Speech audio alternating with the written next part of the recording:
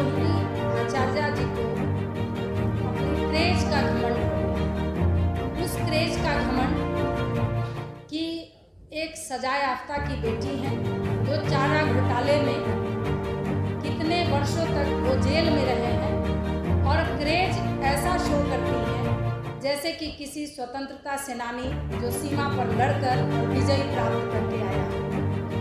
उनको इस बात का घमंड है और अपना क्रेज बहुत ज़्यादा बटोरने की कोशिश कर रही हैं कि वो एक ऐसे भाई की बहन है जो न नौकरी करते हैं न व्यापार करते हैं, फिर भी 350 करोड़ के मालिक हैं।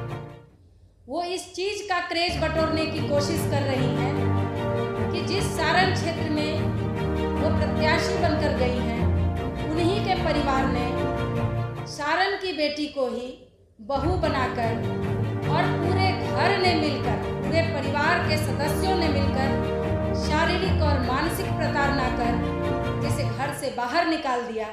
उसी सारण में लालू प्रसाद जी अपनी बेटी को स्थापित करना चाह रहे हैं राजनीतिक रूप से। इस क्रेज को बटोरने की कोशिश कर रही हैं। न जाने क्रेज को बटोरने के लिए कौन कौन सा हथकंडा अपना रही हैं। हमारे भारतीय संस्कृति में महिलाओं को लोग पूजनीय मानते हैं। बेटियों को लोग कहते हैं कि बेटा से ज़्यादा सेवा बेटियां करती हैं अपने माता पिता की, और सब करते हैं, भले ही पुरुष प्रधान देश हो। लेकिन बेटियां सेवा करने के बाद ये कहकर नहीं भंजाते रहती हैं कि मैंने पिता और माता की सेवा की।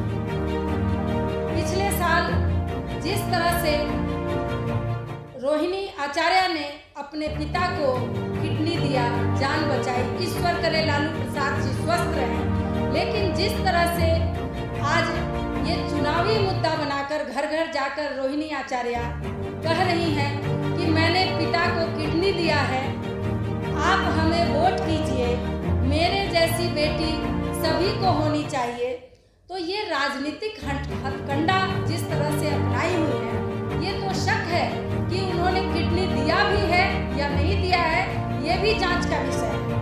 या इसको एक राजनीतिक साजिश समझकर कि हम राजनीतिक रूप से लॉन्च होंगे तो उसके लिए इस तरह का किया जाए, इस तरह का नाटक किया जाए, ये भी एक शक की बात है और ये जांच का विषय है। सिंगापुर से एक महिला आकर और बिहार के सरजमीन पर आकर और चुनाव लड़ती है, और वो बार बार जो बिहार एनडीए की सरकार जब से पिछले 17 साल से काम कर रहा है, बिहार का विकास कर रहा है, उस बिहार में जिसने महिला सशक्तिकरण को कहां से कहां तक पहुंचाया, वहां पर वो ये घोषणा कर रही है अपने क्षेत्र में कि महिलाओं की सुरक्षा करूंगी।